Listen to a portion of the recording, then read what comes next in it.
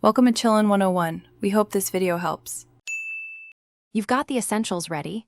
iMessage must be on and both devices up to date. Now open Messages and pick a conversation. Type the text you want to send. Once done, press and hold the blue send arrow to open the message effects panel. That's the doorway to bubble and screen options. Do this immediately after composing, don't send first.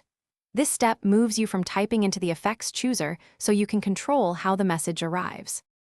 Once the Send with Effect panel is open, switch to Screen to access full screen animations like balloons, confetti, or spotlight. Swipe left and right to browse and tap an effect to preview exactly how it will appear. The preview plays in the pane to help you decide.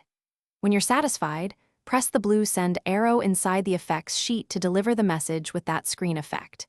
If you don't like it, tap Cancel to go back and pick another option. After sending, verify the message shows as sent with effect and ask the recipient if they saw the animation. If nothing happens, check Reduce Motion. When enabled, it suppresses screen effects, so turn it off in Accessibility. Also, make sure iMessage is active and both devices run compatible iOS versions.